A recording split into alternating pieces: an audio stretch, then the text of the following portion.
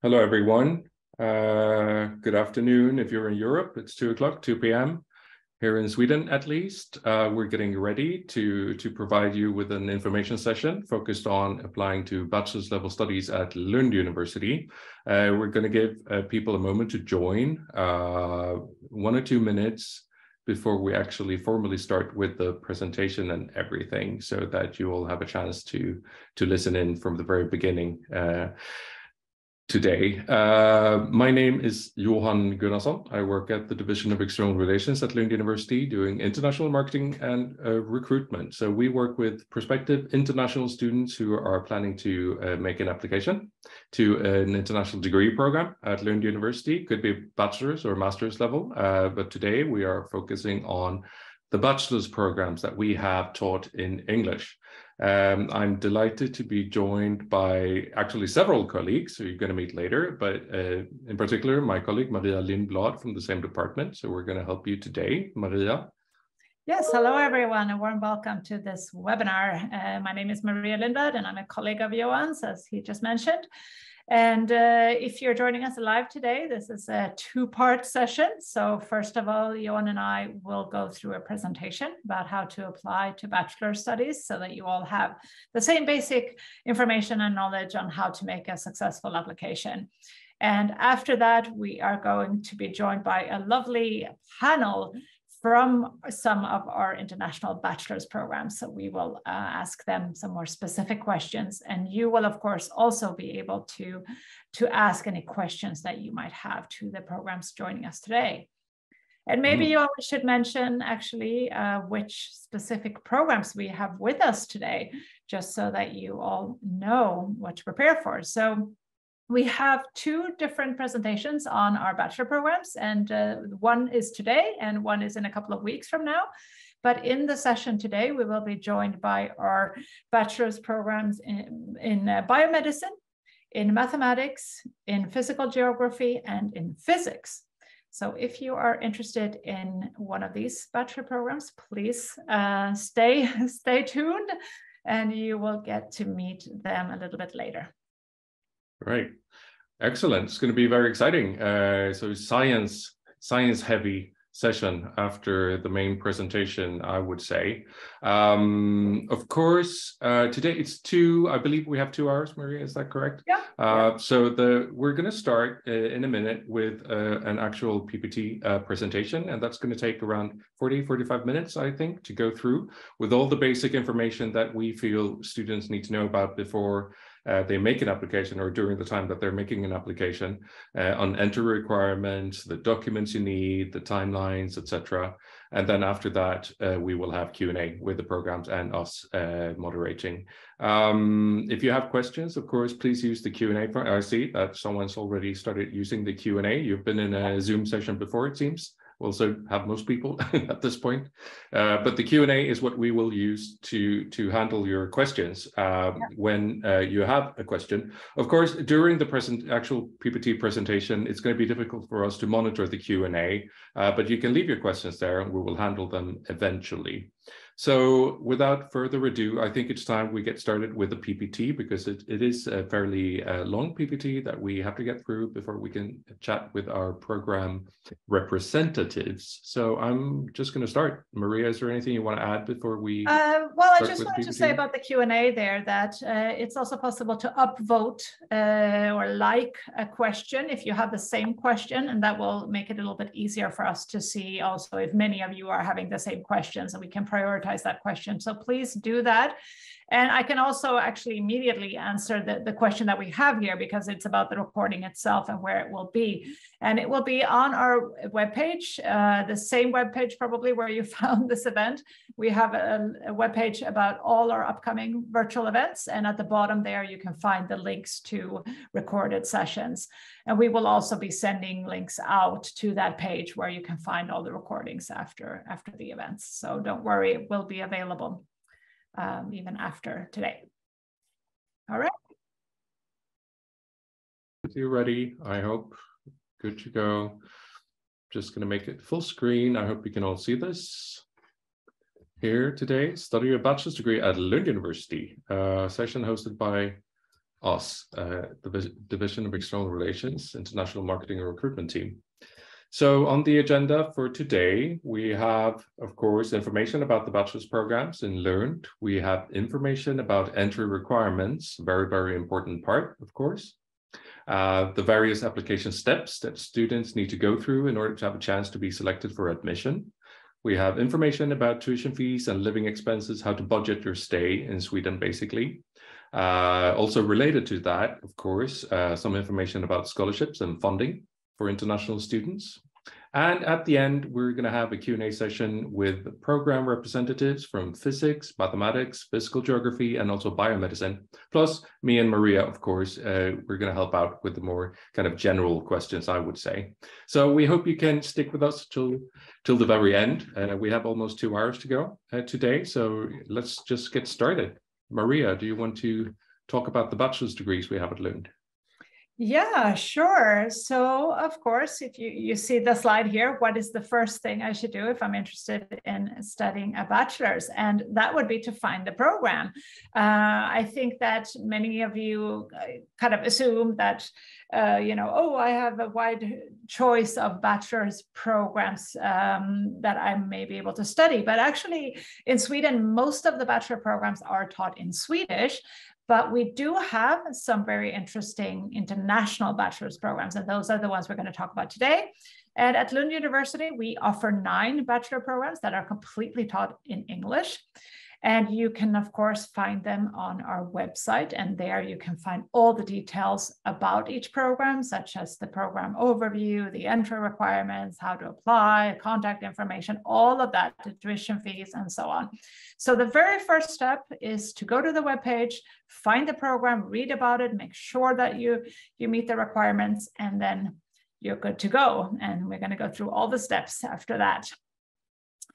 So, as I said, you want to start with checking if you are eligible. And this is the tricky part to figure that out. All of our bachelor programs have 2 sets of requirements, you could say. So first, there is general requirements. And these are the general requirements to study a bachelor's in Sweden of any kind. And one of these requirements is that you have successfully completed your upper secondary school or high school studies and have the final documents by the document deadline.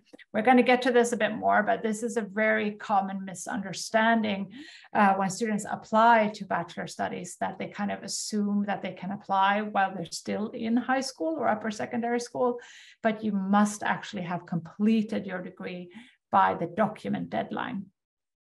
So that is one of the requirements. Another requirement is that you have valid proof of English. We're going to talk about that as well. And then there might be some country-specific rules. Depending on the country you've studied in before, there might be specific requirements that you have a specific type of high school or upper secondary school diploma ready when you apply.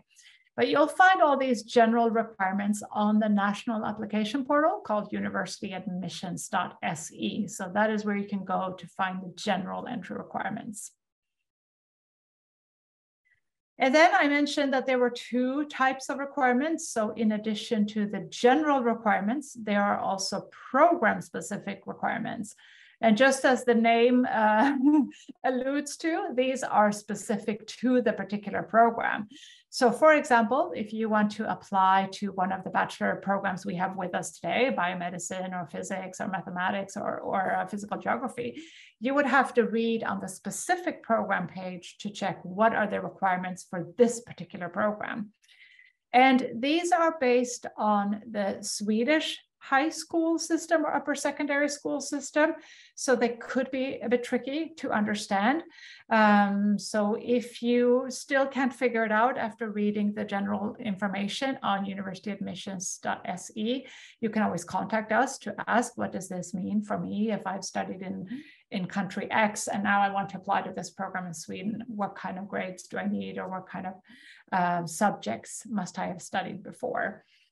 Because it is very important that you check that you meet all of these requirements before you apply. Otherwise, you're kind of wasting your application on something that you're not eligible for. So it is very important to make sure that you meet the requirements before you start. All right, Johan, when then should someone apply, sorry, to bachelor Yes, studies? when can I apply for bachelor studies? Well, now, if you haven't already done so, if you believe that you are eligible, of course, if you feel the entry requirements as they are described, I believe I fulfill them. When can I make my application? And well, now is the time to do that. We are open for application. We have been open for, well, since mid-October, basically, but you have until January 16, 2023 to actually make your application online. And we're going to tell you how to do that if you haven't done so already. But it is quite interesting because when you apply to university in Sweden, we have a national application system that all universities in Sweden are connected to. So you can actually, if you want to apply to multiple choices, several programs in Lund, or one program in Lund, or one program somewhere else, etc. We use the same system, but you have to determine, or you have to be completely decided on what your priorities are by January 16, because up until that date, you can add program, you can delete programs, of course, you can change the way you have given them priority in the application system. But after 16th of January, your selection is locked. You can no longer do anything. So that is the very, very deadline for you to make your application online, of course. But then we give you an additional 2 weeks. February 1st is a deadline for all your supporting documents. So like Maria mentioned, your upper secondary school merits, proof of English.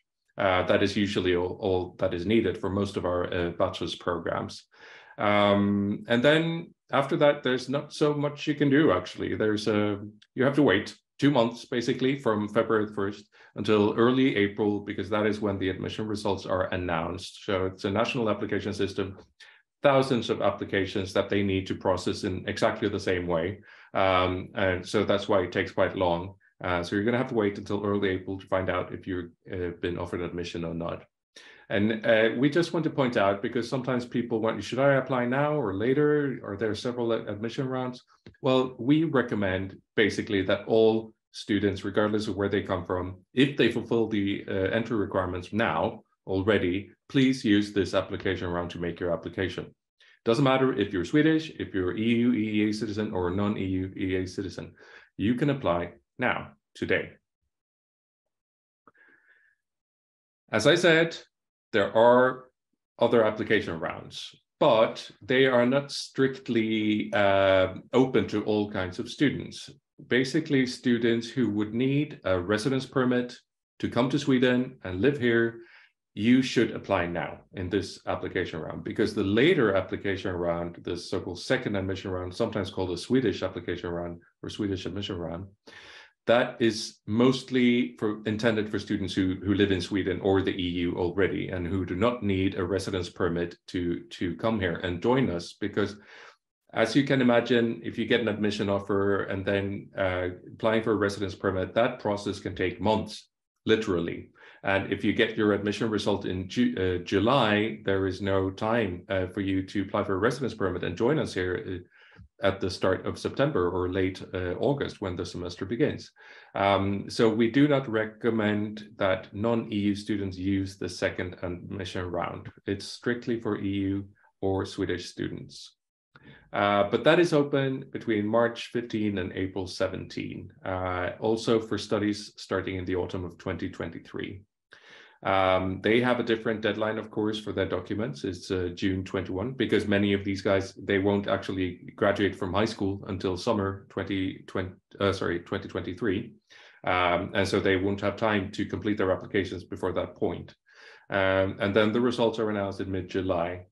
But again, I want to emphasize very strongly, non-EU citizens are not recommended to use the so-called second admission round, because there is basically no way you'll be able to start your studies here as planned because of the residence permit application process. Okay, time to take notes. If you haven't done so already, Maria, would you like to go through the various steps? Let's start with the actual application steps. And I know that many of you have already started, but it's good to just get a confirmation, if nothing else, that you're on track. So basically, once you have checked that you are eligible and this is the right round for you to apply, you go ahead and go to the national application portal, which is universityadmissions.se. And there you create an account. If you don't already have one, if you've applied before, please use the same account. But if it's the first time, create an account there and make sure that you are the person who actually has access to this account. So if somebody else is helping you with your application, just make sure that you have the login details, because this is where we will be communicating with you, and the email address that you put in there is the one that we use in all of our communication and all the invitations to webinars and other things that we send out. So just make sure to check the email that you put in your university admissions account. Right. Once you have your account, it's time to start selecting the programs that you want to apply to. And you can actually select up to 8 different bachelor programs in one application round. So since we have a national system, you can choose what kind of programs, of course, but also at what university that you want to apply to. So it doesn't all have to be the same. You can choose one program at Lund as your first choice, and then you can have a program at another university as a second choice, and so on. And of course, you don't have to select 8 programs either. You might just find 1 or 2 or 3. That's completely up to you, but maximum 8. And as we talked about in the beginning, please only apply to programs where you at least believe that you meet the entry requirements and that you have checked this carefully. Once you have selected your programs, it's very important that you rank the programs in order.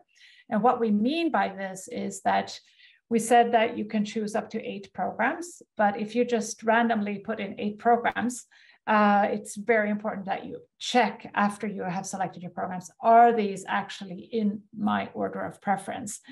Or is number 1 the program that I really, really want and hope to get admission to? And is the second program a good backup for that one? And so on. And the reason why this is very important is because even though you can choose up to 8 programs now, you can actually only be offered admission to 1. And a lot of students misunderstand this and think that, oh, and then I can get 8 different offers and then I can pick and choose which one I actually want to study. But that is not at all how it works. If you are selected and offered admission to your first choice, all the other options are deleted automatically. So you will not be able to choose later on. You make your choice now by the way you rank the programs. And it's only if it turns out that, for example, you are put on a waiting list to your first choice, or you were not eligible after all and it's deleted, then your second choice will be considered. But if you meet the requirements and you are selected for the first one, the other ones are gone. So make sure that your first choice is really your first choice, and the rest is more to view as a backup. And another important point when it comes to the ranking is that if you are also applying for a scholarship, that application opens a little bit later. But if you are planning on applying to a scholarship as well, it must be for the program that you have ranked as your first choice. So basically, if you, let's say you select a program at Lund as your 3rd choice, hopefully that's not the case, but if that happens, and then you apply for the Lund University Global Scholarship later, the chances that you would receive a scholarship are basically non-existent or extremely low, because we will only offer scholarships to students when we know that we can actually offer them admission and that they're highly motivated to study this program. All right, once you have selected your programs and you have done the ranking, the next step is, of course, to submit the documents. And these are the documents to prove that you are eligible and also to show that you are a good student for this program. And as we've already mentioned several times, you need a record of your completed upper secondary school or high school, depending on what words you use. We do not take predictive grades or preliminary grades. You need to have the final transcript and from all of your high school years, including the final one, and proof of English proficiency. And in addition, you need to show who you are. So basically a copy of your national ID or passport as well should be uploaded. Now, in addition, there are some things you need to consider when it comes to submitting the documents, because for almost every country in the world, there is a specific page at universityadmissions.se where they list any country-specific rules. So it might be, for example, that you need a specific translation if your bachelor degree transcript is in another language. It might be that there is a rule regarding how you can send your documents. For example, from some countries, the schools have to send the documents. The student is not allowed to upload the documents themselves. But this varies from country to country. So please make sure that you check your country page on university admissions to verify that you are submitting the documents correctly. And finally, the fifth step, if you have done all of this, is to either pay the application fee if you are a non-EU citizen, or if you are an EU citizen, you need to prove that you are exempt from paying the application fee. And this is done by submitting proof of your citizenship. So basically, again, passport or national ID to show that you don't have to pay the application fee. And I just want to mention also that it doesn't have to be exactly in this order. You can, of course, select the programs and then pay the fee and then submit the documents, or submit some of the documents and pay the fee and then submit the final documents. As long as everything is done by the deadline, you can do this in any order that you want. So documents or fee, they don't have to be step 4 and 5. They could be in any order. Deadlines, Johan, do you want to, you talked about them before. Yeah, we talked about them before, and I think this is super important for everyone to understand, because sometimes, because there are 2 deadlines, people misunderstand what should I do and when, or what can I do and when. So the very first deadline we have to consider here now first is January 16. So you have to make your application online before January 16. So you go to, like Maria told you, you go to universityadmissions.se, you create an account, you add the program or programs that you wish to apply to, and you add them to your application, rank them in order of preference, and then you click submit. You officially send the application to the system, as it were. Now, up until January 16, it is possible to change the way you have ranked your choices. It's also possible to add or remove programs, because maybe you have 2 programs. You don't know which one is your favorite just yet, but in a couple of weeks' time, you think, okay, I really want to go for this program, so I want to put that as number 1. So up until January 16, you can actually change the way you've ranked your choices and even add or remove programs. But by January 16 or after January 16, that selection is locked in, and you cannot change anything about your application. So that's the first deadline, very important. But this is done all online, right? But then we give you an additional 2 weeks to submit your supporting documents. Like Maria just told you, a complete record of your upper secondary school merits, transcripts, and maybe proof of graduation if you get that in your country. In all the languages that may be required, like your native language, perhaps, and an official translation into English. You need also to provide proof of English language proficiency by February the 1st, and either pay the application fee or prove that you're exempt from paying the application fee. That all happens on the same day. And only then are you able to be considered for admission in this particular application round. So if you pay on February 5, or you submit proof of English on February 20, you're not going to be able to make it. So the 1st of February, that's a very sharp, firm deadline where all your supporting documents must be in, no exemptions.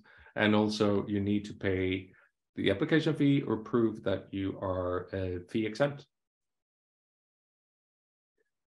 Now, what happens to your application exactly once you have sent it in? Well, it is handled by university admissions in Sweden. They have lots of admissions officers working around the clock at that time of the year to process applications, to receive applications, to verify that all the documents are authentic, real, and then to calculate your GPA, basically, which is the basis of your admission to one of our programs.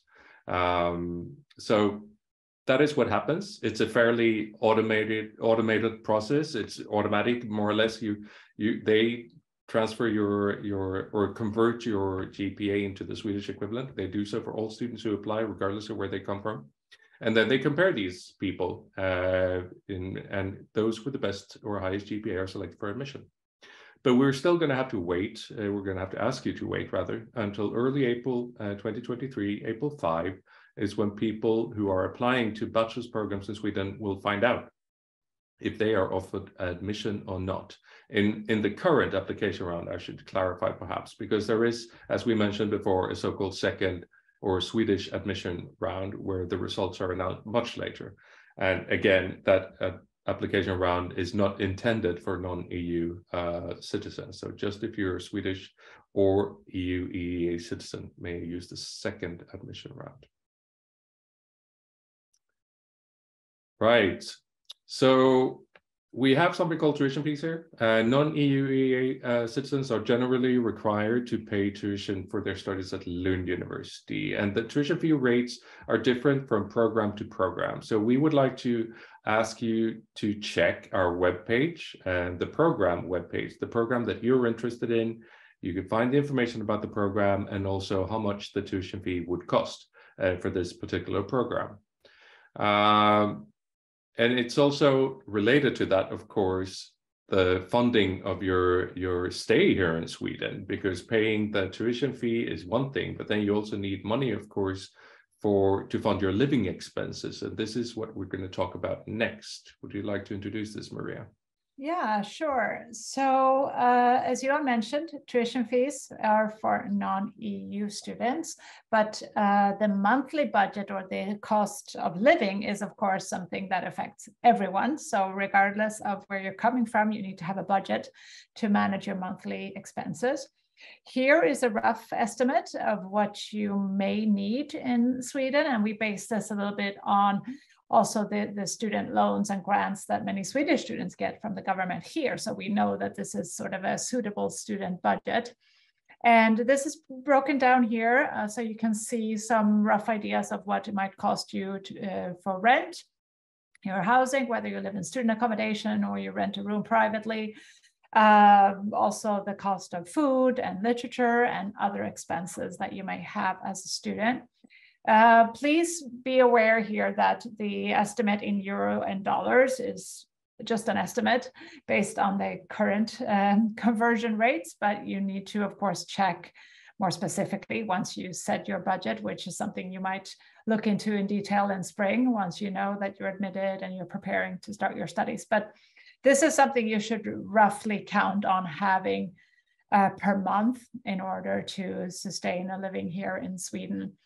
And the reason why the range, just want to mention also the range for housing varies a bit, is because we don't have one housing offer to all of our students. So students actually live in different types of housing. Some live in a so-called corridor room, some live in a studio apartment, and others might share a larger apartment, a whole group of students. So the rent is different depending on where you live and how you live. So that's why it can vary a bit. So it's good to have a range here in your budget for that. But roughly around 9,000 to 10,000 Swedish crowns per month is what you should count on having for your living costs. Right, and when it comes to these funds that you need for your living costs, it is important to know that if you're coming to Sweden to study and you're coming on a residence permit, so you are a non-EU student, you're paying tuition fees, you're applying for a residence permit to come to study in Sweden, you must actually have this funding upfront before coming to Sweden, because this is a requirement set by the migration agency. They want to see, before they grant your residence permit, they want to see that you have the funds to support yourself in Sweden. So it is important, because we do get a lot of questions from students asking, oh, but can I just work when I get there? Or maybe I can find some, I don't know, paid internship, or apply for a grant in Sweden or something like that. But you need to actually have the money before you get here. And the same is really the case for EU students. I mean, for you, you don't need to apply for residence permits, so the migration agency isn't specifically going to check that you have this amount, but it is strongly recommended, and it is something you will actually need in Sweden. You are allowed to work part-time, regardless of which group you belong to. However, it's not something you should count on. It's more of an added bonus if you manage to find a part-time job that can help a little bit. But these funds is something that you should have before coming to Sweden. Yes, and of course, connected to funding is scholarships. And we know that many of you are interested in also applying for scholarships. So just to clarify, we offer a scholarship for non-EU citizens, and this scholarship is only for tuition fees, so it does not cover any living costs, and therefore it's not available to EU students, and it's not available to cover living costs of non-EU students. So it is only towards tuition fees. And this is one of the largest, or the largest, scholarship program in Sweden. It's called the Lund University Global Scholarship. And you can apply for that separately. So you don't apply now when you're applying for studies. You concentrate on that first, completing everything that we talked about with the documents and the application fee and everything by the 1st of February. And then after that, usually about a week or so after that, we open the scholarship application. So that is a separate application that you do online. We will send you a link, and you will need to fill out an application form and also submit a motivation letter for that. And the scholarship is usually partial. It can be up to full tuition, but usually between 25 to 90% of the tuition fee if you are selected. It's very selective as well. So because of that, because of the fact that it is very selective and only a few students will be able to get a scholarship, it is important that you also consider other funding options. Don't rely only on getting the Lund University Global Scholarship, because if you get admission, but you don't get the scholarship and you don't have a backup plan, then you're kind of stuck in a situation where you might not be able to go ahead, even though you have secured a place on the program. And we don't want you to be in that situation. So please start looking into other options as early as possible. There are external scholarships from foundations and organizations around the world who help students to study abroad. You might be able to get a student loan or some kind of grants in your home country. There might be some country-specific scholarships for you to look into. So please do your own research. Have a look at our webpage as well for external scholarships, because that's a good place to start, and then look into many different funding options when you prepare for your studies. Right, that was quite a lot. Johan, do you want to do a quick summary of everything we've talked about? Yeah, I can promise it will be quick though, because this is the kind of very important steps that we all students, all applicants need to go through, in our recommendations connected to those steps. So first of all, as we have mentioned, make sure that you meet all the requirements, the entry requirements, before you make your application, so you don't end up disappointed later on when you find out that maybe your application has not been considered because you didn't do your homework, basically, and make sure that you've actually fulfilled the requirements before you make an application. So very important, make sure that you meet the entry requirements, both with regard to your study background in your home country and also the special entry requirements that our programs may have in place with certain subjects that you need a certain level in. So please check the country-specific information pages at universityadmissions.se to find out what it takes for people from your country, or I shouldn't say from your country, because this is the kind of system that you studied under for your, we know these days it's quite common, for instance, that a person from country A would study in country B and live in country C. You know, it's you have to look at the higher education, upper secondary school education system that you studied under and graduated from. Usually it's connected to where you live, of course. If I live in Germany, I most likely will study in the German upper secondary school system. But occasionally you have people, maybe again from Germany, who studied in international high school or IB, or some type of international program, or even an American high school in another country. And then you have to look at that particular education system to find out A, how you can prove your eligibility, and also B, how to submit your documents and what documents you need to submit. So this is very important. Make sure that you have accepted proof of English language proficiency that you're able to prove this by February the 1st, the deadline. It could be, for instance, that your upper secondary school merits in themselves would make you eligible for English language proficiency.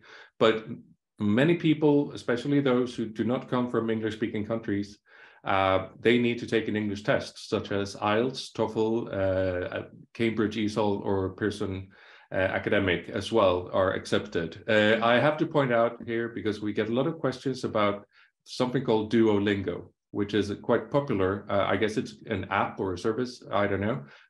But that is not accepted proof of English for higher education studies in Sweden. So if you have taken Duolingo or plan to take a Duolingo test, please note that this will not make you eligible with regard to English proficiency. It has to be IELTS Academic or TOEFL, IBT, etc. Now, moving on. You go to university admissions in Sweden, you create an account, and you select the programs that you wish to make an application to. If you are intending to apply to more than one program, you have to rank them in order of preference. So here, the most important thing is that you place your top choice, your favorite program, the one you really want to get into the most, you have to put it as number one. Because even though you can and probably will add several programs to your application, you can only be offered admission to one program.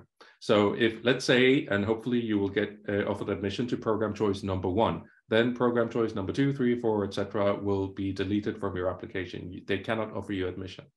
Only if program number one in such a scenario would not choose to admit you for some reason, then program number 2 would have the chance to admit you, etc., etc. February the 1st is also a very important deadline for you to pay the application fee or prove that you are exempt from paying the application fee. So either pay the application fee if you're a non-EU citizen, or if you're an EU citizen or Swedish, you prove that you are exempt from paying the application fee. Otherwise, university admissions in Sweden will not process your application, basically. That's their fee. It's not paid to Lund University. I want to be clear about that, because sometimes students approach us and ask us to provide tuition fee waivers, or sorry, application fee waivers, which is something we cannot do because Lund University is not a part of collecting the application fee. That is done by University Admissions in Sweden, and they won't hand out any application fee waivers either. So please do not ask them for that. Moving on, your official documents, of course, super important that you have a complete transcript of record for all years of upper secondary school, including the final ones. So you cannot, with incomplete merits, get admitted to a bachelor's program in Sweden. You have to hand in your complete upper secondary school merits, complete transcript, and potentially some type of proof of graduation, a diploma, whatever, as you may receive in your home country, and submit these as early as possible. Please note and check the country-specific requirements here, because it is quite often the case that you need to provide both the native language, the original language they were issued in, and an official translation into then English would be my suggestion. So these must be correctly submitted. For many students, probably most, that means that they can scan the original documents and upload it to the University Admissions in Sweden account. But some students from some countries may need to ask their school to submit their official documents on the student's behalf. So you need, again, to follow the instructions from University Admissions in Sweden website for your country and see what is required. Because we don't want you to make a mistake here and send documents that maybe your school would need to send in order for us to consider it a valid application. So please pay attention to what it says on the University Admissions in Sweden website for your country. Right, stick to the deadlines. They are strict. They are not soft. You cannot miss any of the deadlines we have mentioned. The first deadline, January 16, that is the deadline to select the programs and submit your application online, right? then you have an additional 2 weeks before we need your documents to be correctly submitted. And maybe I should say here, the second deadline, 1st of February, we need to have received your documents at that date. So it's not the post stamp or something like that that matters. If you send physical hard copies of your document for whatever reason on the last day of January, they most likely will not reach Sweden before February the 1st and be registered. So if you have to send in documents in that way, you better do it early as possible. Otherwise, for people who can upload their documents, February the 1st is the very, very last day to do so. Now, university admissions in Sweden, as I said, they will first handle or process your application and have a look at your the documents that you have provided to make sure and verify that they are authentic and real and complete. If they find a problem with your application, your supporting documents, maybe there's a page missing or something appears to not be correct, they will give you feedback on your University Admissions in Sweden account. So please check this account often, regularly, at least once per week, I would say, to see if they have left you any feedback. If they have not left you any feedback, that means that everything is okay. Unfortunately, they will not notify students that everything is okay and that they have approved your application. They will just let you know in case they find an issue with your application. All right. Yes, great. Thank you for the summary, Johan. I hope that everything is clear now in terms of how to apply and what you need to do and what you need to check. We do have quite a few good questions here in the Q&A, so we're going to jump into those now to deal with some of the general questions before we move on to our panel, where we're going to ask more program-specific information about the actual programs and the content. So we'll cover some of the general questions before that, I think. So one question here that has been also upvoted, so I know that several of you have it, is a question about the IB diploma. There are a couple of questions actually about IB students. And the thing is, as Johan mentioned earlier when we were on that slide, everybody can apply in this current round as long as you have the documents ready, as long as you are eligible, meaning you have finished your high school by the deadline of 1st of February, you can apply in this round. I'm assuming that you are implying here that you are still taking the IB diploma, in which case you won't be graduating until the summer, next summer, rather. And in that case, you can, of course, not apply in this round, because as we've said now several times, you need to have the final documents by the 1st of February. So if you are currently in an IB program and you're not going to graduate until, let's say, May, June, and you're not going to have the final documents until early July even, you will have to apply in the later so-called Swedish round.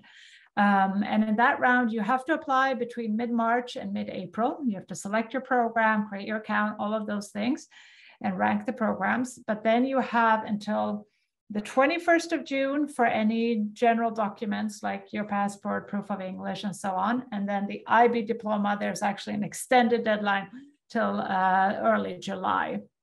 So you would have to wait and apply in that round if you do not have your final diploma already. So I hope that clarified both of these questions. I tried to combine here two questions. So I hope that clarified it. Otherwise, feel free to write again. We can say also that there is a fairly detailed information for IB students on the University Admissions in Sweden website. Yeah. If you go to apply for bachelors and then country specific, it's sorted under country specific information, but there you will find IB as one of the countries under I, of course. And they have very detailed instructions for how you should go about making your complete application. But in the second or so-called Swedish admission round, if you have not finished yet, of course, if you have studied the IB program and already graduated, you're finished, then you may use this particular application round that we're in right now. Exactly. Yeah. There is another question I would like to address here, which states that on university admissions, it says that we have to consider that in the second round of the English bachelors, there may not be any spots left. Is this true as well for Lund? I think there is a slight confusion here in this question. I think there might be a misunderstanding, because I'm pretty sure that the text you are referring to is about applying late. And those are two different things. So applying late and applying in the later round are actually two different things. So applying late implies that you are applying in this round, but you're not going to make the deadline, but the program is still accepting late applicants. So they are basically keeping the program open a bit longer to accept a few more applications. And this is, for example, the case if a program might not have enough applicants, enough eligible applicants, and they want to get some more applications. They could stay open for late applications. And then it's true that they might not have spots, or they will fill up basically based on date. So if you apply very late, you might see that the program is already full. But that is not the same thing as applying in the second round or the later round, because the programs will all open in the second round as well, in the later round. And definitely they will have spots open, because they don't open in a round and don't have any spots left. So no, it's not the case that there's a risk that the programs are full in the second round, because they will have some dedicated places in the first round and some dedicated places in the second round. So no worries there.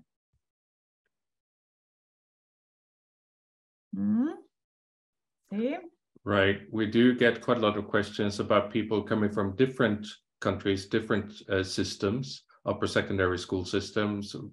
There is some confusion because, of course, there could be different requirements for different students depending on where they studied previously. And the one thing we can say to all of you, we cannot go into the details of every specific country because there are many countries in the world, and depending on where you studied before, there might be slightly different instructions. But basically, if you go to the University Admissions in Sweden website, there is a link that you cannot miss. It says apply for bachelors, I believe, and apply to bachelors, yes.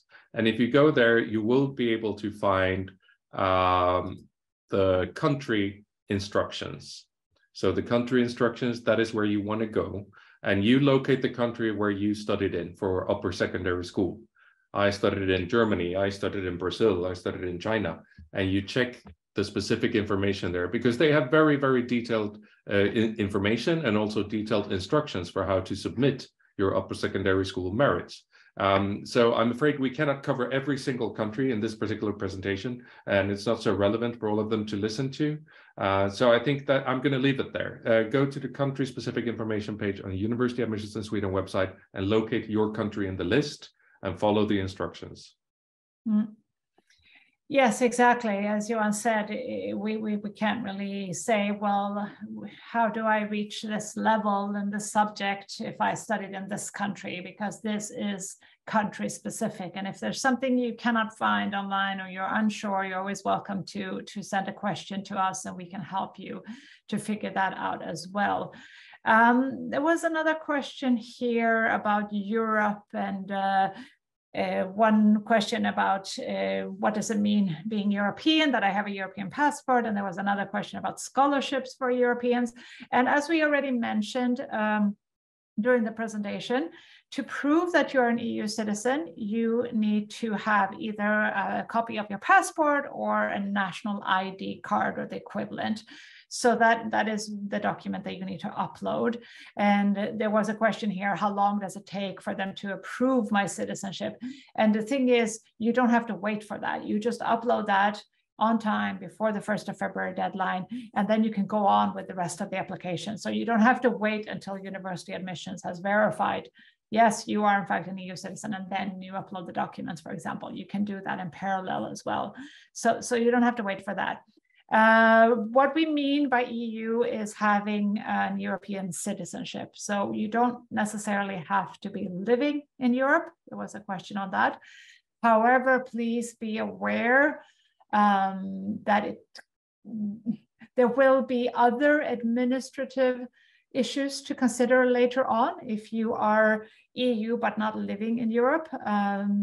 We won't get into those details here, but In this context, being an EU citizen is enough to show that you do not have to pay the application fee. And the question also regarding scholarships, as we mentioned, a scholarship is only for tuition fees, the one that we have. So no, it cannot be given to an EU student since you do not pay any tuition fees. So I think that was, I combined 3 different questions here about EU, and I hope that answered them. Right. Yeah, scanning through the questions, there are a lot of people coming from different upper secondary school systems wanting to know what applies to them. And as I said previously, I would like to recommend that you go to the University of Biomedicine in Sweden website and check the country-specific information pages. So you can read, I am from country X, these are the rules, this is how I show that I'm eligible, and these are the documents I need to send in. Because all countries are slightly different here, and we don't really have time to go through them all, including international baccalaureate. So IB students would also need to go there regardless of the country where you are a citizen. We have one interesting question here. Maybe this person has kind of checked the master's level entry requirements and the documents that you need to send in, because the question is, do Swedish bachelor degrees require a statement of purpose or motivation letter of some kind? And I think this is a valid question, because we do get this question quite often from students who think that they need to send in extra documents in support of their application to a bachelor's degree program in Lund or in Sweden. And that is generally not at all what we need. We just need to look at your academic background, your upper secondary school background, to determine whether or not you're eligible for a certain program, the program that you're applying to, and to calculate your GPA. And you are admitted based on this alone. So we don't require a statement of purpose, no recommendation letter, no CV or anything like that. Just your upper secondary school merits will do. Exactly. There are still some questions in here regarding the documents and the deadlines and predictive grades. And there were some, I'm getting my diploma later and so on. And again, as a way to combine an answer to all of you, we must have the final transcripts and proof of graduation by the 1st of February deadline in this round. And in the second round, in the later round, the deadline is 21st of June in general, but there are some exemptions for EU students and IB students, and I believe it's the 5th of July for those transcripts. If you do not have your final documents by these deadlines, you cannot apply in the round that the deadline applies to. So you have to make sure that you have the final ones. If you do not, then you will simply have to wait till a completely different round for 2024. So that is very strict. I also wanted to touch back to what you were talking about a little bit there, Johan. People are asking about other documents and as well as bachelor's documents, because we know that some of you already have taken some bachelor courses or bachelor level courses, perhaps even finished a bachelor in some cases, and they're asking if those can be used as a part of the entry requirements. And the answer is yes, it can help in terms of proving that you meet the specific entry requirements. So for example, this is just an example, just so you know, but let's say that from high school in your country, you can only reach a level of mathematics 2, for example, in the Swedish system, but the program you're applying to requires mathematics 3. But you haven't taken, let's say, 2 years of a bachelor program, and there you've studied a lot of mathematics courses. And in a situation like that, you should, of course, submit the bachelor transcripts as well. They could be helpful, and they will certainly be evaluated whether you can meet the requirements with the help of those documents as well. So yes, in that case, they can be helpful. However, they will not be used towards a higher GPA. So they will not help you in the selection, but they will help you in terms of eligibility. So if you apply in this round and you do have bachelor level courses and you are unsure if you meet the entry requirements without them, by all means do submit them and follow any country specific rules when submitting them as well. All right. It's very good information. We also have, of course, inevitably the question, what is mathematics 3B and 3C? What is chemistry 2 and what is physics 2, etc.? That you may have noticed that many of our bachelor programs, they have specific requirements depending on the major, of course. So they require that students have a certain background for upper secondary school merits. It's very difficult for students from different countries around the world to know how and if they fulfill these requirements before they make an application, because it's not, there's no clear guide written on the University Admissions in Sweden website for most countries, but what is, mathematics 3B in the United States or in Brazil or in China, etc. So that is something that we're University Admissions in Sweden, they will evaluate your merits when you actually make a formal application, and then they will see, okay, so this person previously studied in this type of upper secondary school in this country. That means he or she has reached mathematics 4 and physics 2, for example. But there is no way for us in advance to tell all students this is exactly what you need. You may, of course, contact us privately to see if there's anything we can do to try to figure out or help you understand if you're eligible or not, so you don't make a complete mistake when you make an application here. But unfortunately, we cannot here and now provide a guide that would be usable or useful to all students from all countries around the world with regard to special eligibility for these subjects.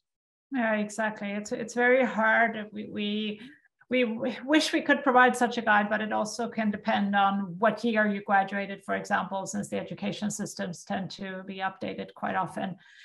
We have a couple of questions here about the diploma. So we have a student here who's saying that I will have finished, so I will have the final transcript in time, but the diploma takes a little bit longer. Do I then need to wait and apply in the second round, or what can I do? And the answer is that it kind of depends a little bit. In some countries, it's pretty clear from the final transcripts already, and the transcripts actually state that, there's a specific graduation date, for example, and they might accept that without the diploma, but in many cases, it's not acceptable, and you need to actually have the diploma. So I would say in your case here, you can try. Submit the final transcripts, I think this particular student had actually a temporary diploma. Submit that and see. If it's okay, it's okay. If it's not, then you can apply. I think this particular student was an EU student, so you could then apply in the second round if they cannot accept it. But we can't say for sure, as this is slightly country specific as well, and what the transcripts actually detail in terms of your graduation. I think maybe we should introduce our program representatives in a bit, because we're getting to at least one question here that I think could be interesting for the program representatives to give their perspective on. What do you say, Maria? I'm thinking about the question for, there's an IB student who wants to apply to biomedicine, and they want to know if there's a minimum GPA requirement in order to be considered for admission. I'm thinking that we should kind of involve our program representatives perhaps in these types of questions to explain to explain to students how they are selected if they make an application, and if they are indeed they fulfill the entry requirements to the program or programs that they are applying to. Yeah, exactly. But I think it's important to add as well that, the reason why it can be hard sometimes to state that upfront. We'll hear, of course, the program's answers here as well. But why it can be hard sometimes to state is because we do get applicants from all around the world, from different education systems, from different grading systems, and who might have different backgrounds as well. And all of these grades need to be sort of converted into a comparable scale. So it's hard to say, oh, if you have this grade, you'll be fine, because it depends on the competition. It depends on everybody else applying in that same round, as well as the conversion. So it's a bit tricky, harder than it might appear to answer, but we'll definitely let the programs weigh in on that as well. Yeah, let's just see if there's anything else we should try to clear quickly in terms of general questions. Right. There's still some questions here about citizenships, but again, please just submit proof of that and then go ahead with your application if you're an EU citizen, sorry. There's also a question about refund of tuition fees if I'm not granted a residence permit. And the answer is yes, it is possible to get a tuition fee refund if you, for some reason, would not get a permit to come to Sweden. So I just wanted to clear those, since those were more general. Right. Well, there is also another quite general, there's a person who's a current Lund University Bachelor student, and this person has completed 75 credits so far. If this is okay with regard to English language proficiency, because the IELTS test has expired. Yes, absolutely. I mean, if you have completed 75 ECTS at Lund University or any EU university already, of course, is taught in English, then you do not need to provide proof of English again if you decide to apply to a new program. So I don't think that is something that you need to worry about. Exactly. Olivia's asking here, where do we submit our documents? I think we mentioned that already in the presentation, that you need to follow any instructions for your country, the country where you've studied. But if there are no specific instructions, you upload them to your university admissions account. But again, please check any country-specific rules, because it might be that they need to be sent in a different way as well. And there was another question I saw here that was also quite general that we can try to clear. Yes, there was a student here applying in this round, but is realizing now that they should apply in the later round. Will my application get deleted automatically, or will it automatically move to the second round? It won't automatically move, but you can use the same account, and any documents that you have submitted will stay in the account. But you do need to reselect the program. So once we open for applications in the later round between mid-March and mid-April, you will have to go online, select the program again. So it's not automatically moved to the later round, but you can definitely reapply there with the same account. Right. And also we have a question here, after we complete our bachelor's, how long do we need to wait to apply to a master's degree? Well, I think if you intend to first take a bachelor's degree in Lund and then apply to one of our master's programs, you can do so in your final year of bachelor's level study. So in the winter, basically around this time of the year, when you are in your final year of bachelor's level studies, you may apply to one of our master's degree programs. So that is actually for high school students or high school graduates who want to apply to bachelor's, they must have finished their studies. We cannot give a conditional admission to those. But for students who want to apply to master's level, they can do so already when they are in their final year of bachelor's level studies. Yes. What do you say, Johan? Shall we let our panelists come in? Yes, let's. We can always go back to any general questions after as well, if we have time. And I think that we've pretty much answered the rest that is in here as well. It's a question about the deadline, or sorry, the admission results, and we mentioned already they will be announced in early April. So that's already right. So we have with us here today representatives from several programs at Lund University. We have Mr. Jan Knudsen, who represents the bachelor's program in physics, Maria Svanberg from Biomedicine, Anna-Maria Persson from mathematics, and Ulrik Mortensson from physical geography. Welcome, everyone. I don't know if have you listened in?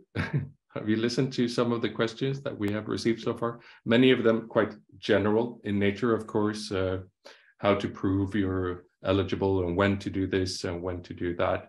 But we did have one question here that I thought was kind of interesting. And we get similar questions all the time for all our programs. But Maria, I would like to ask you, how exactly are students selected to the bachelor's program in biomedicine? If you're eligible, you fulfill the entry requirements, but how are you actually selected? Okay, so this is what it states in our program syllabus. So seats are allocated according to the general average GPA of your higher secondary school leaving certificate, 66%, and the Swedish National University Aptitude Test, 34%. Right. So it's either your grades or your this test that you can do if you're Swedish speaking.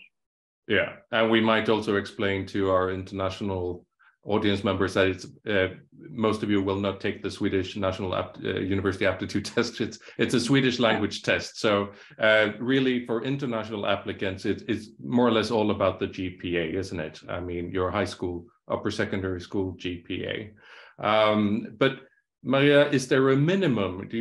Can we say that there is a minimum GPA that students need, or is it more like a competition between students who? So when we translate to the Swedish grading system, I think last year we had around 20 and a half out of 22 and a half maximum grade. So it's quite high. But I don't know exactly how that transition, how you calculate your maybe know at the admission office knows better about that, how exactly different grade systems are compared. Yeah, and it's a little bit like I mentioned before there when we were talking about this question, it was that because they're competing with applicants from different countries with different conversion tables, if you will, and different grading systems, it's a bit tricky for the students or for the applicants to know beforehand, will I meet this requirement? Where will my what number will I be getting in the end? So all we can say really is the higher grades, the better, of course, and make sure to stick to the deadlines and apply on time and submit the right documents. That's the only way to really improve your chances, because we often get questions from students saying, what can I do to improve my chances if I didn't have great grades and so on? But unfortunately, as we've said here, it is the grades. So there's not really much you can do other than making sure you're eligible and applying everything, submitting everything correctly and on time. But I would like to ask a question actually to all of the panelists, if we can go the rounds here, that is connected to this, which is what kind of students are you looking for? Like, who should apply to your program? What is a typical profile that is generally successful at your program? Let's start with Jan. So if somebody wants to apply to the Bachelor of Physics, what kind of profile are you looking for? Yes, I can try at least. Yeah, so hello everyone. My name is Jan Knudsen and I work as a program responsible at the physics department. So I have something to do with the education. We are not so involved in the selection, so it's done centrally, based solely upon grades, as just explained. But what I can say is, if we look in the one that starts on the study and the ones that are successful in their study, then I think the interest in physics is very important. It's the interest that drives the learning, and of course also the skills, which sort of the grades take care of, that you have the ability, and then physics is, maybe if we compare with medicine, it's not super difficult to come to get in on the program, but of course one should not be fooled. I mean, physics is not the easiest topic either, so it requires a certain portion of hard work, I would say. It's, even though you're a very bright student, you have to work hard to get through.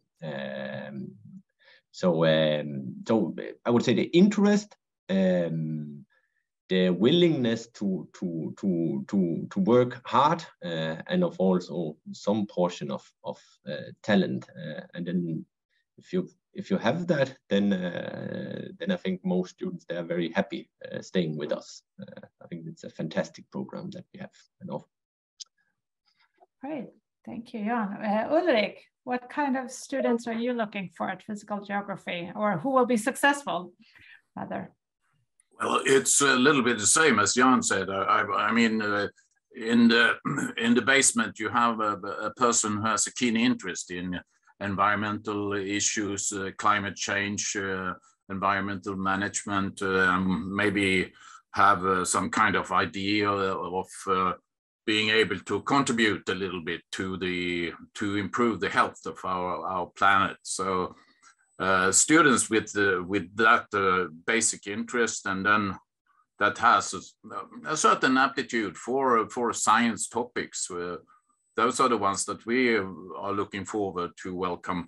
And also, as we have a big share of international students in our program, of course, also an interest in working in an international environment where you meet students from all over the world, you meet teachers from all over the world, and you like to learn about, say, new traditions, new cultures merged together into the classroom, and everybody contributing with their experiences from their home countries. So that's somebody who is a successful student. Then, of course, it takes work as well. I mean, it's not only leisure, it's you have to study and you have to be prepared to furnish the effort that is required in order to take the exams. But yeah, something like that. Yeah, great. Thank you, Ulrik. What about Anna Maria? I would say passion for the subject. If you're passionate about mathematics and you enjoy problem solving and logical arguments, then you would thrive through our program, because a flexible program with lots of opportunities to take your own path, to create your own profile. So if you are, if you're curious and you know what you want in pursuing the subject, then you will be successful in our program, and we look forward to meet you. Great. And Maria, for biomedicine. Yes, I would say that, well, you should be interested in medicine and biology, or medicine in general, but if you're considering studying medicine to become a medical doctor, you will learn more about how does a disease manifest and how do you treat it. But if you want to study biomedicine, you should ask yourself, why? Why does the disease manifest in this way? And why can we treat it, or why can't we treat it? So you have to be curious and want to know the reason behind. And then you should also like to take responsibility over your own education. We work with student active learning, so no one will tell you exactly what to learn or how to learn it, but you will get all the chances to learn, but you will have to take responsibility for your own studies. And students collaborate a lot on our program, so work a lot in groups. And we are also close to research, so you have the chance already the first summer. You can do a project extracurricularly in a research lab. So you will be well prepared for your bachelor thesis 3 years later. Great. Yeah, we actually have a question again for Maria here, because there's a person who is asking, I'm applying to biomedicine, but in my country, I need to study physics during my upper secondary school. But I don't need this for biomedicine, do I? I mean, it's not an entry requirement that you have completed studies of physics at upper secondary school level. What do you need, Maria? Yeah, that's true. That was actually required some years ago, and we removed that because it excluded, for example, IB students, many of them, and you don't need to have studied physics, but some programs you have, if you choose science, physics is included, but it's not required any longer. Right. So you have chemistry, biology, and mathematics, right? That is required for biomedicine, but not physics. Yeah. Yes. Right. If we look at the other programs here, Jan, what about your entry requirements? It's pretty a no-brainer to assume that you need studies of physics from upper secondary school, but what else is needed? What other subjects are important to when you apply to the Bachelor of Physics? Mathematics. Mathematics, yes. Mathematics 4. Sorry. Yeah. Sorry. So we have mathematics, we have physics, but for Anna Maria, for your program, it's just mathematics, isn't it? That's the basic. It is basic... just mathematics. Yes, it is, and of course English. But we have a requirement within the program. The students should take at least one semester studies, full-time studies in another subject, and it can be within science. So if you want to combine, a very usual combination is mathematics and physics. So if you'd like to combine mathematics and physics, then you would need to fulfill the physics requirements to be admitted to the physics courses. Yeah, so only mathematics for the program, but there is this thing that you need to think about as well, studying other subjects. Yeah. Sorry, I have to jump in again. So the general requirements, that's the physics 2, chemistry 1, and mathematics 4. Yeah, so I forgot the chemistry. Yeah. And as we mentioned before, of course, these requirements are stated on the program page. So if any of you listening in are wondering, well, I'm not sure about the requirements, please check there. And if there's something you don't understand, you're welcome to contact us after.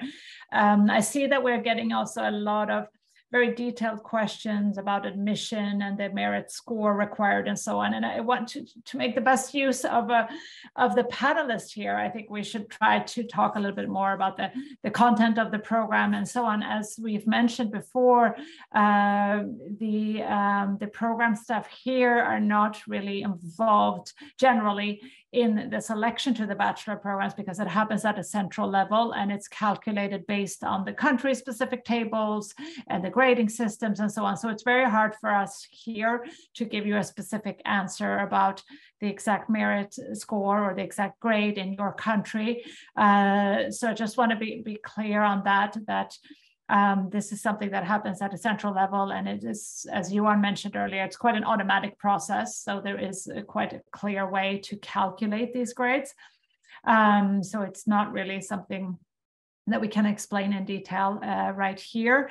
I see that there was somebody commenting that you can get extra credits for different things as well.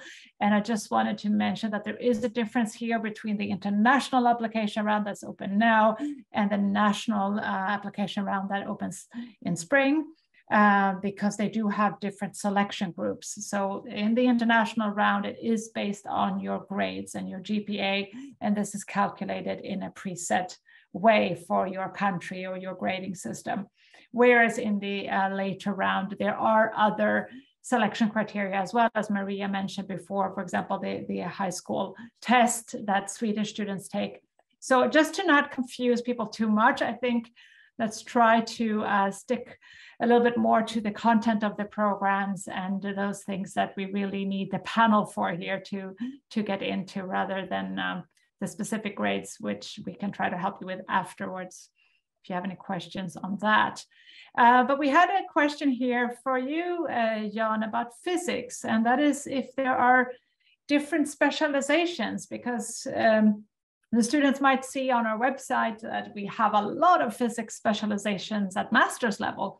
So what's the situation at bachelor level? Are there different specializations if someone is interested in a specific type of physics? Yeah, there's a lot for the master. This is true. There's less for the bachelor level, but we have medical physics. That is one that's essentially the first 2 years of the physics education is the same as for the pure physics students.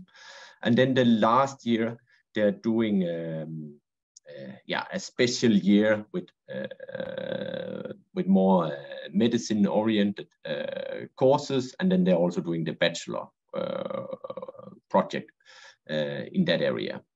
Then there is the theoretical physics.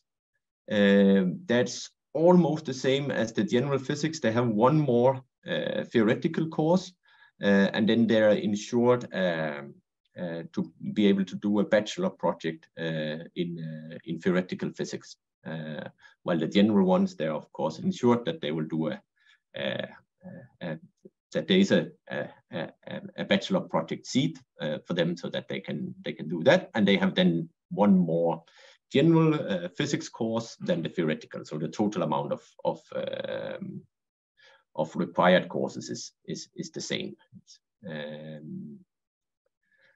Let's see that I forget anything here. Then there's the astronomy. You can also, there's also a program there, but the content there that is similar to the general one. It's more about the bachelor project, and that's it. And then I should let's see. Then there's the computational. Let me. I think I'll pass on the words to the others, and then I might return to this. Yeah. Yeah. Yep. So that's the one, the programs, yeah, we have. I think for the other master's program, it's quite clear. I mean, if I take the bachelor's in biomedicine, then I would most likely progress to the master's in biomedicine, isn't there? It's not like there are several different specializations at master's level, Maria, right? I mean, you could choose to do a master's in biomedicine. You could do one in molecular biology, or you could go into entrepreneurship and innovation. So there are options, choices. Yeah. Right, but isn't it a common? Yeah, isn't it? Isn't there a pretty strong link between the bachelor's and master's in biomedicine? Or would you say that many students get other ideas and they want to do something completely different? I would say the majority will continue within the field of biomedicine, but it's a very big field. So you could do, I mean, we educate for academia and for life science industry and for a lot of different, you could work with patents, or then you may do something in the need to study law maybe for some time and so on.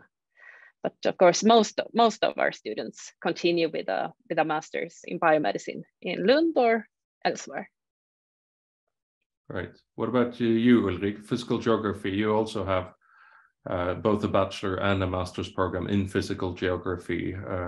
Is it common that students stay in the same field, or would they want to try something different at master's level, would you say? Both. First of all, I mean, we have one quite broad bachelor program, which also offers a semester with elective courses, maybe study abroad, but you definitely should be broadening your background outside the field of physical geography. And then you can continue on that track and dig deeper into physical geography and ecosystem science at the master's level.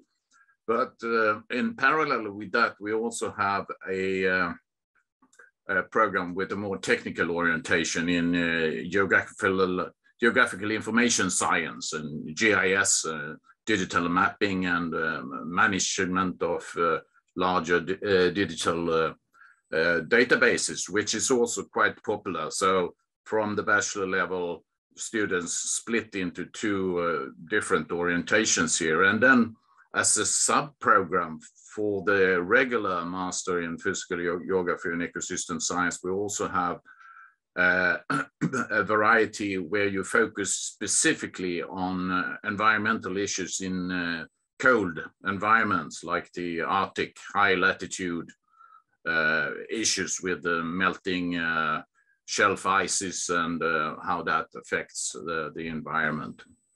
And then we also have one program that we are running together with some other European universities where we focus maybe a little bit more on the, say, practical side of environmental management and monitoring. So we have several options. Some students, they also, of course, they swap departments. So maybe they go for environmental sciences, or they go for biology, ecology master's programs. The majority stay within the department, I would say. But as we have many students with international backgrounds, they are also not in their search radius. They are not limited to just Lund. I think several of them, they also go for other universities, like in Australia or in Canada or in the US or in other European countries. So they spread all over the planet. Right. Anna Maria, would you like to say a few words about the student? You said they already at the bachelor's level can try some other in related subjects, such as physics, if they fulfill the other requirements, of course. But what happens when they complete their bachelor's in mathematics? What kind of options do they typically have, or where do they tend to go? First of all, the program has 3 specializations that are formed by the degree projects that are available. So we have degree projects in pure mathematics, in mathematical statistics, and numerical analysis mainly. So these are the 3 main mathematical disciplines. So even if you're not graduating with a bachelor's degree in mathematical statistics, what is a general bachelor's degree in mathematics, you might have done a degree project in mathematical statistics, and then you can continue at master's level with a master's in mathematical statistics.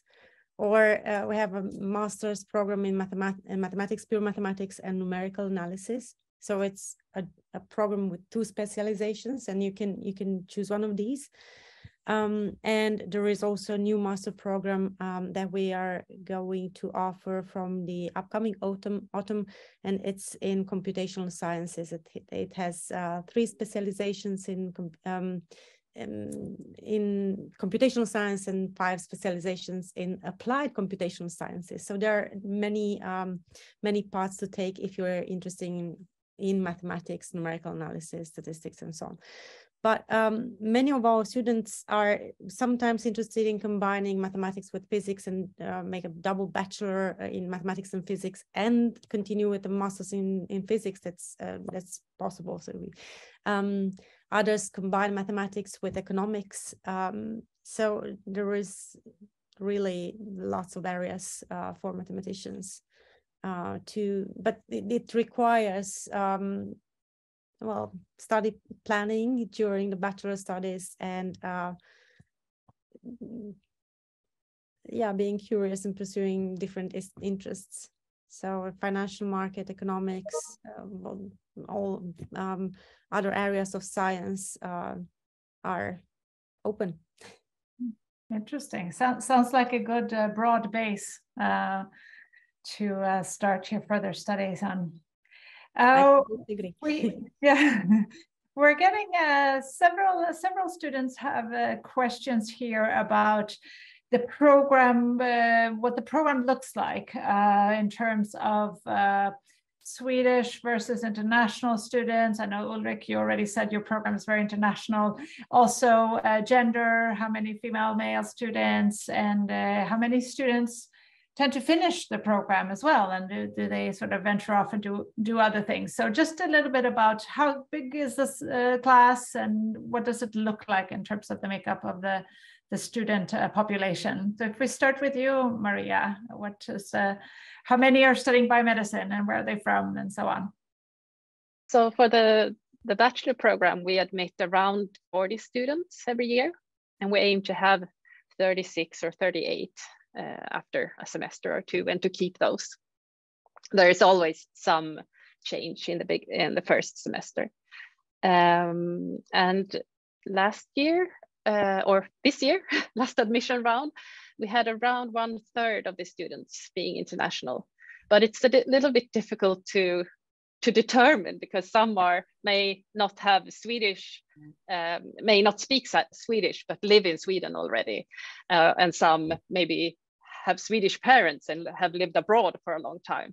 So it's actually just from the personal identification number that I guessed that 1/3 were international, and it seems to be around there. Yeah. And we have a majority of women in the program. So I would say around 2/3, but it differs a little bit between the years, but around 2/3, I think. And what was the third question? That was, yeah. The question was how many percent, or how many finish the program they started. Yeah, I think in some countries it's of course common to take 1 year and then transfer and then do something else, but it's a little bit different here. Yeah, we actually have a very good, what do you say? Well, we keep our students.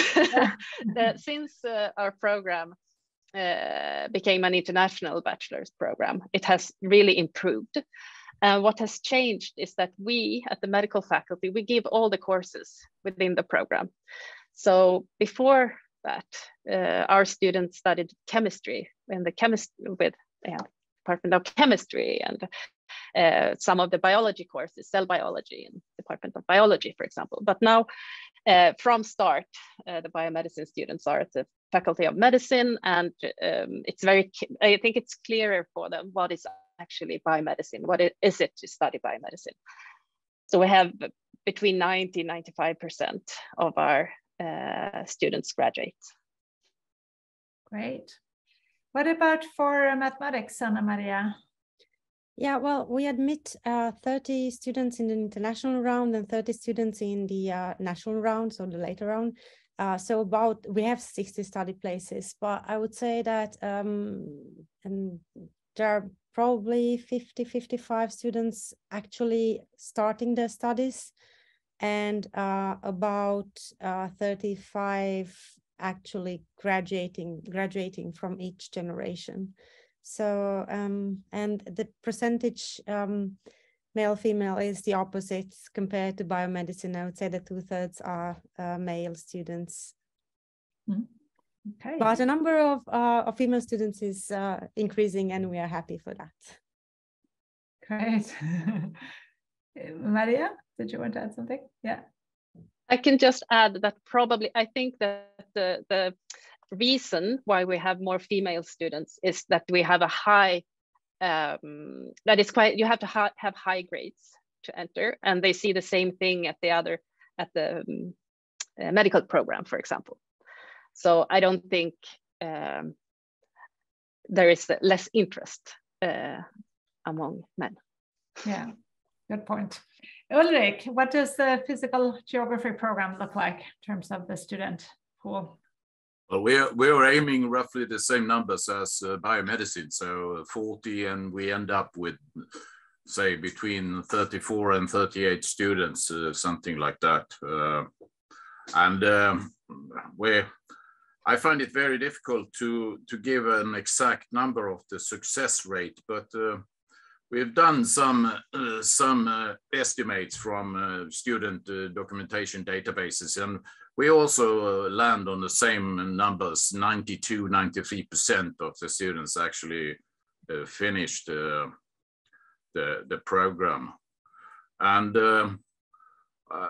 when it comes to the current batch that started now, autumn 2022, I think we had 38 students showing at the introduction meeting, and they were from 22 different nationalities. So very international and female-dominated education program as well. I think it's roughly the same. 2/3 are females, maybe a little bit less. So yeah. Yeah. Great, thank you. And Jan, what does the physics program look like? Yeah, I was just trying to look up exact numbers, but I didn't succeed here. But what I have on my notes from last year is that in total, we have approximately 100 students. I think last year it was a little lower than that. That's what I had in my head, but I didn't manage to find the numbers. And then it's roughly half that are international, I would say. So it's a very international environment. We also have at physics, I would say more than half of the teachers, including myself, are not Swedish. So it's a very, and what is special with physics, I can maybe say, is that the international physics students, they start with studying math, actually, together with the math student, and then the Swedish ones, they start with studying physics, and then after half a year, we switch around, and then we give the same first year physics course taught in English, and the Swedish-speaking students they get the math courses in Swedish, and then after 1 year, then we put all of the physics students together, and after that, then everything is taught in English. So that means you get a lot more physics friends after the first year, and the classes are bigger. And the international also get a chance to make friends at the math department. They'll go together with international math students. Let's see. That was. Did I forget to answer anything here? No. Then the female, male. Maybe that's. I would say, yeah, roughly 2/3 male, 1/3 female, so more male students.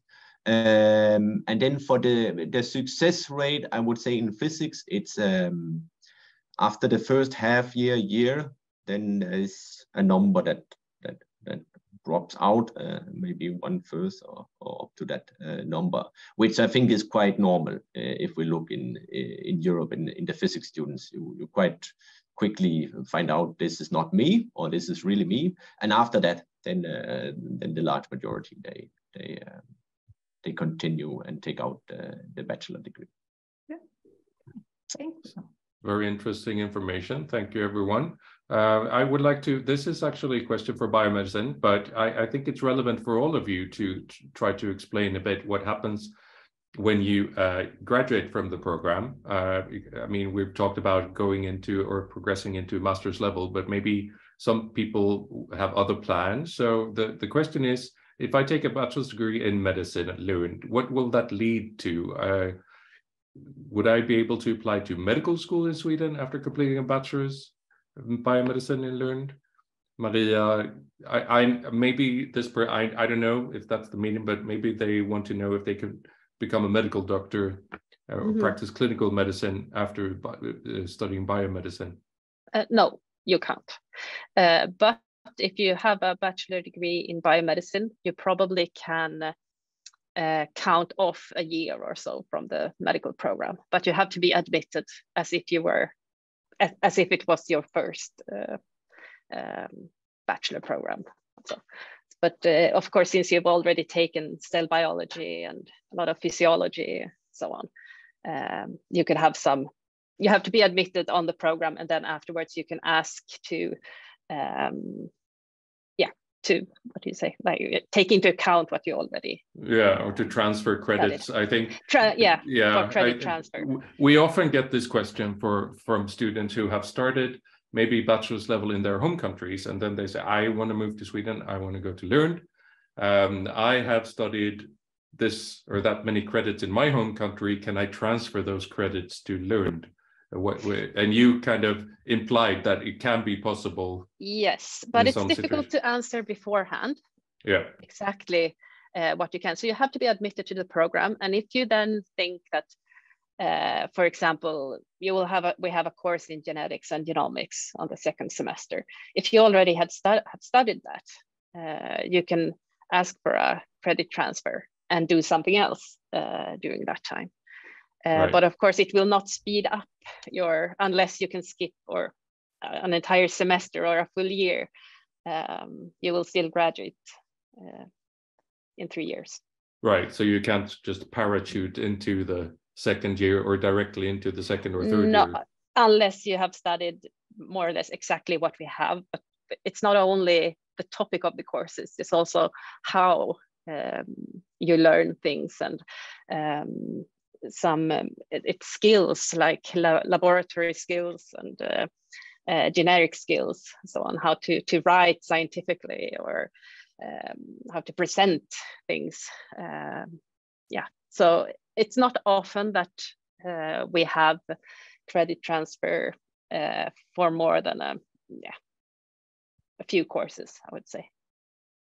Is that the same for the other? What about physics, Jan and Anna-Maria and Ulrik? Is it common that students ask to maybe skip the first year or something like that based on the fact that they have studied in their minds the same subject in their home countries first? And what is your kind of policy on this? Ulrik? Yeah, we try to accommodate that as much as possible, but as Maria said, it's of course very difficult because we have the requirements to get a degree that has a certain content. So if the courses are not more or less clones of the courses that we are giving here in Lund, it's very difficult. Then of course we have the 5th semester on the bachelor program, which is an elective semester. So that one can be replaced with courses that you carry with you from another university. And we also, during the program, we also have some elective options. So for physical geography and ecosystem science, it's totally 1.5 semester. You can bring in whatever you have in your previous studies, and because they are not compulsory in order to get a degree, a bachelor degree in physical geography in Lund. Right. Jan and Anna-Maria, do you want to weigh in on this? Is it common that students want to transfer credits? Yes, it is quite common, and I would say that the courses in pure mathematics that we are giving and giving at our department are pretty much aligned. At least in the first year, they're pretty much aligned with the courses given in other similar institutions in pure mathematics. So it is possible to apply for credit transfer and also in connection to that to be admitted to the later stage of the program. And if we manage to give students study places on continuation courses, then we can grant such applications. So the credit transfer is not a problem. Admission to the later stage is depends on the availability of study places on continuation courses, for instance. But it is possible. It's possible, yes. To jump to the second year, for instance. But you need to, as Maria said, you need to have been admitted to the program and contact us, our student counselor, as soon as you get the admission results, so we can evaluate the courses and see whether transfer is possible. Right. So what you're saying is you cannot bypass the application and selection, initial selection. You have to be admitted in a competition with other students, and after that, maybe you can be allowed to transfer credits. Jan. It's very much this. Oh, sorry. Yeah, sorry. I think that the basic rule is that you only consider credit transfer application from students that are admitted to the program. So, yeah. Sorry. Jan, is it the same where you study? I mean, physics, the at entry level university would be more or less the same in other comparable universities around the world.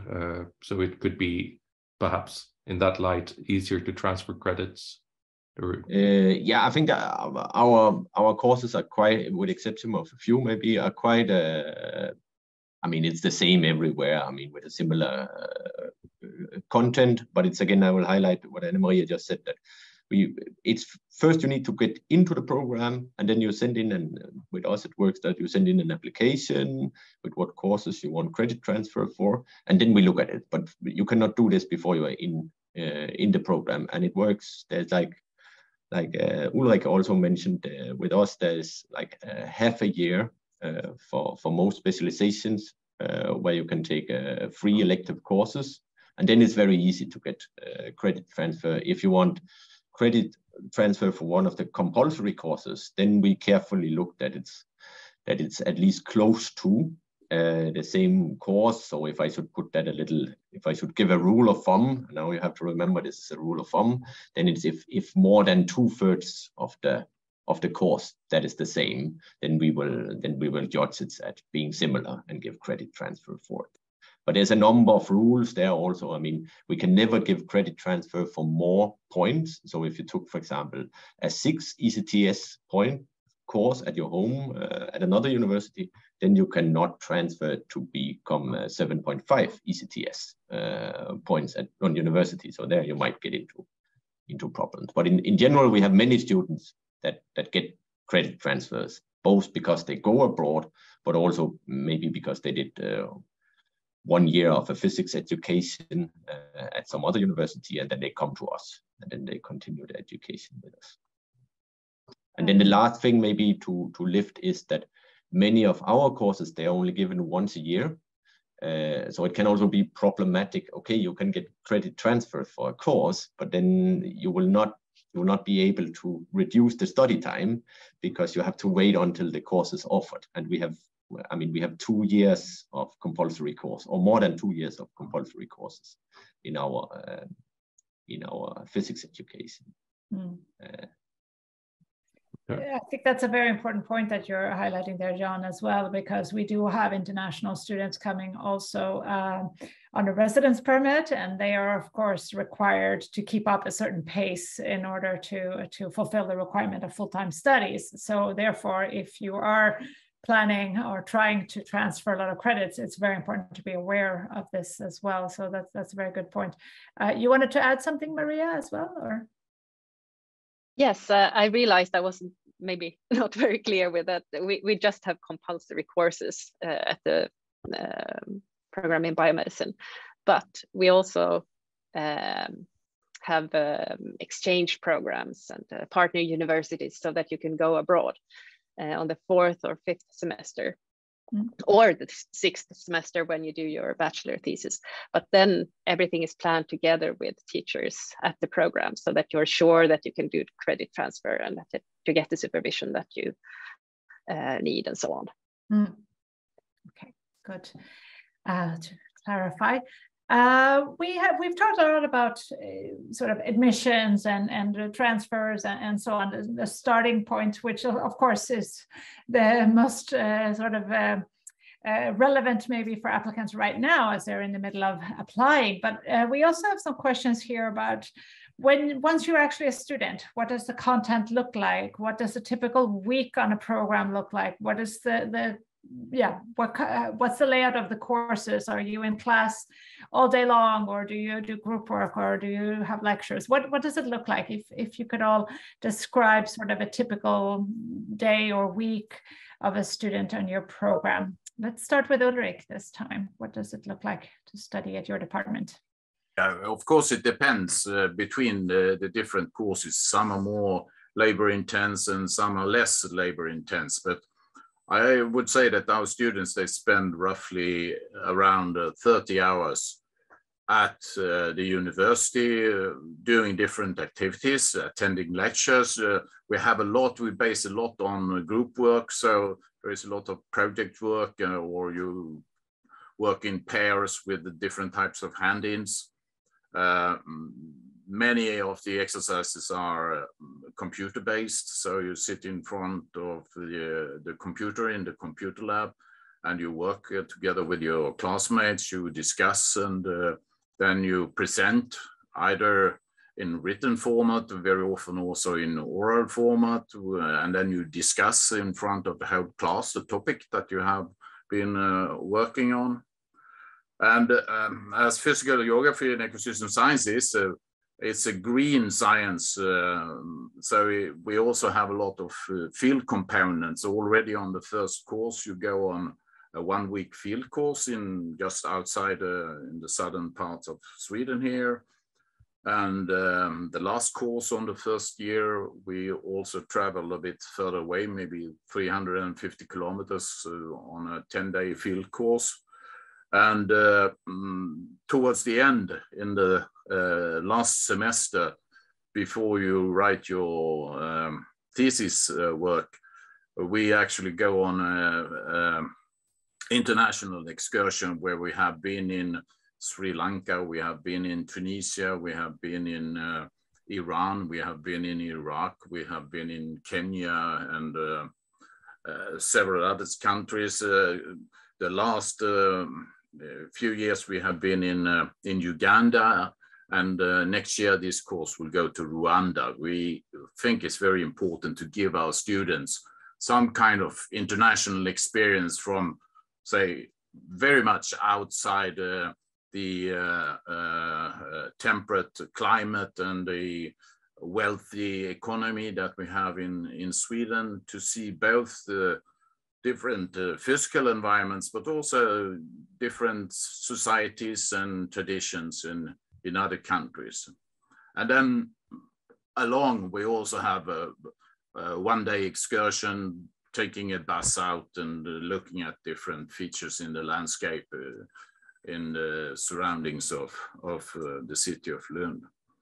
So I would say you're quite bound to the teaching facilities, and you work a lot with group work. And I think when we look at evaluations, that's something that is very appreciated by the students, that they work together. You have to have an opinion, you have to discuss, and you have to argument for your different cases. And I find that very, very, very good for, say, future working situations when you get out in working outside the university, for instance.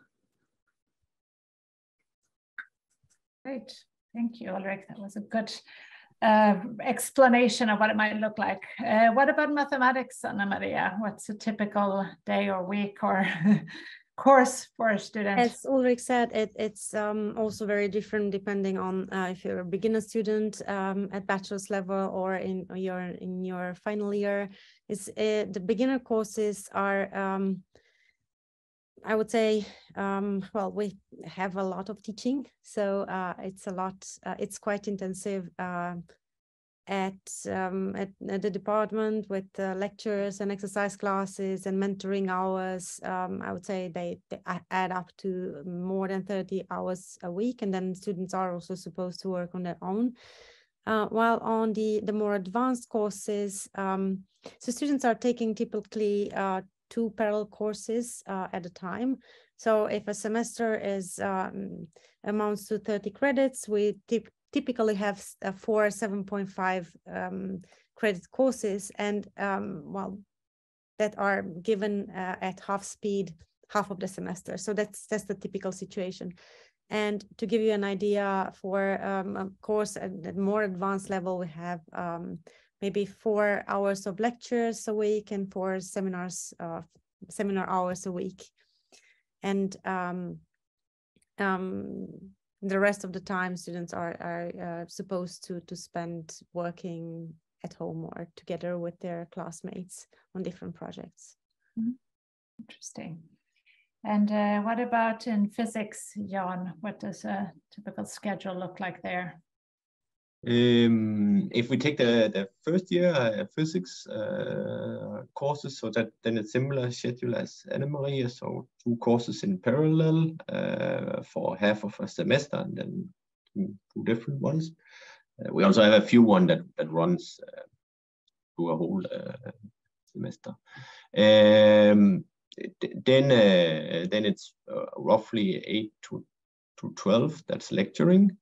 And then in the afternoon, then there's theoretical exercises, and then typically in physics we of course also do experiments.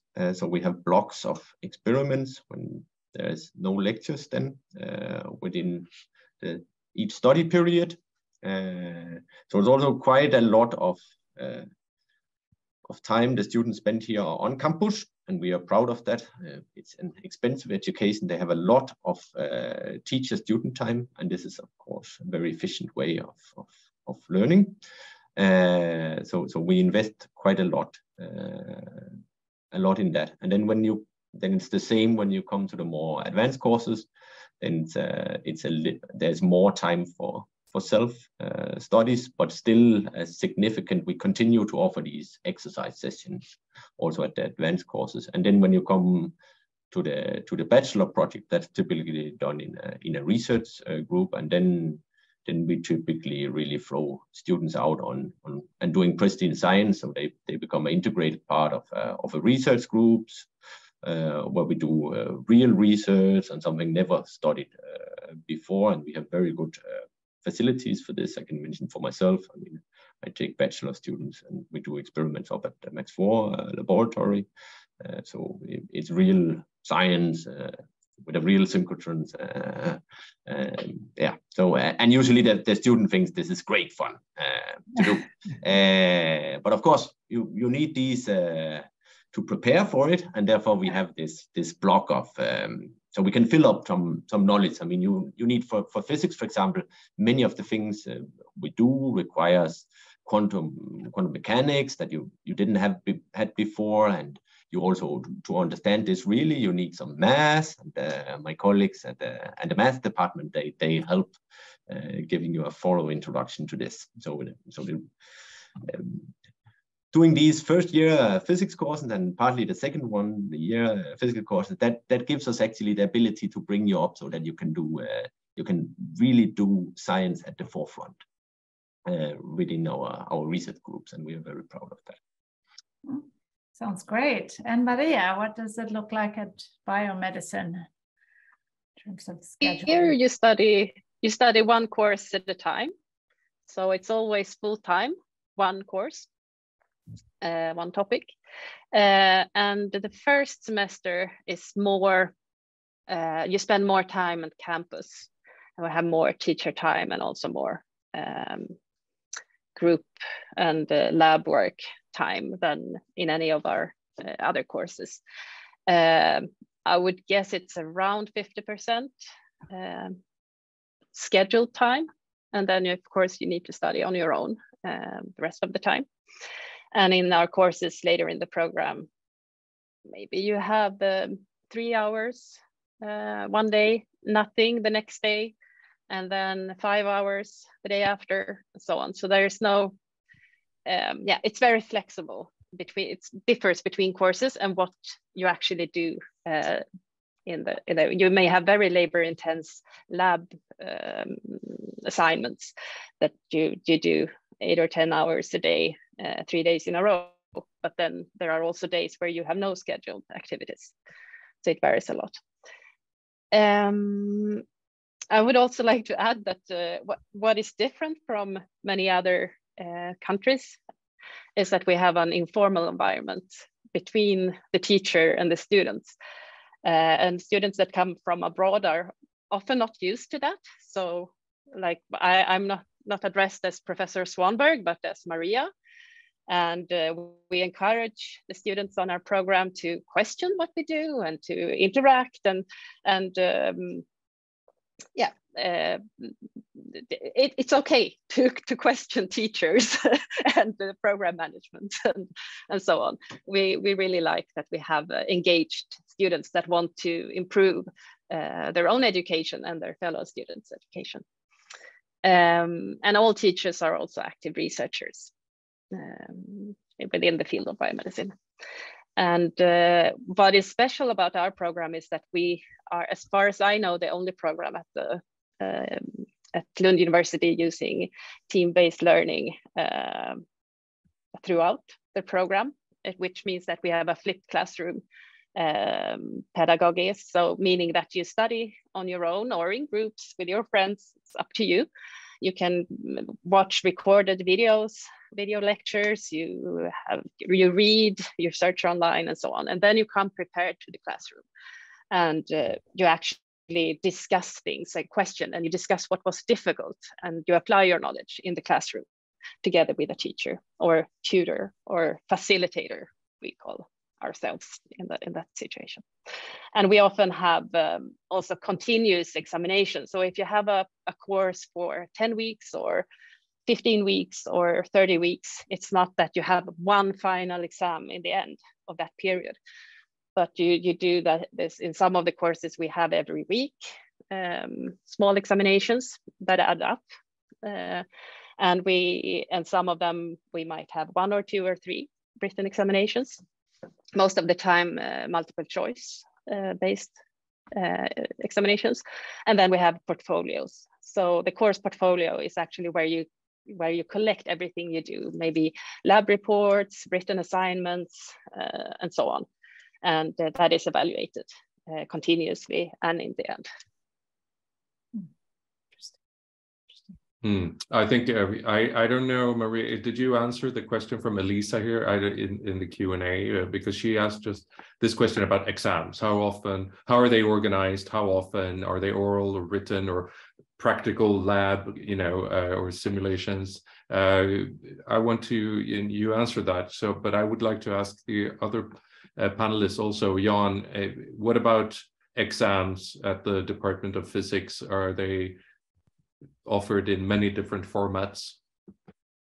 Yeah, so we use a mixture from the typical old-fashioned handwritten exam, oral exams, continuous exams, a little bit like Maria described, home exams, where you so we have a variety of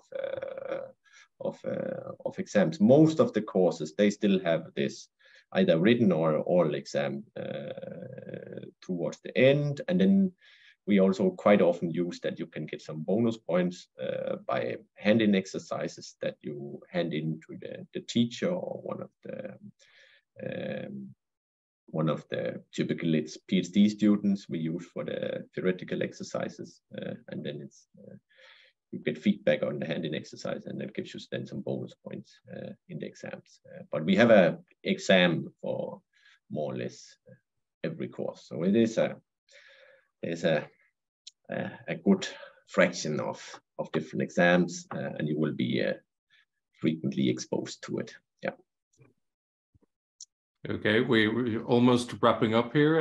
Anna Maria and Ulrich, I want to invite you also to explain how exams are offered at your respective departments. Anna Maria, if I start with you, what's a typical exam look like? It's very similar to what Jan mentioned about the physics, so much more traditional than biomedicine. Sounded very fancy with portfolios and so, but we are mostly doing written examinations, problem solving focused, and oral examinations where we dive deeper into the theoretic questions. But of course, we have assignments and projects. And I mean, if you'd be interested to see how a course is organized as a prospective student, you can look at into the syllabi of the courses. These are official descriptions, and how the assessment is organized is stated in each course, and it's a little bit different from course to course what we focus on. Okay. Finally, Ulrich, would you like to explain how you provide exams to your students? Yeah, we also have a written exam, a traditional one, on most of our courses, which is occurring in most cases actually roughly halfway into the course, so that we start with theoretical lectures that are accompanied by practical exercises that are normally also handed in and sometimes graded. And then you close the more theoretical part of the course with a written exam, and then you go towards the end of the project of the course into more project work, where you have group works, assembling a major problem or a bigger task within the field, and that is dealt with in the course, and then you report that towards the end of the course. So it's a mixture. All right.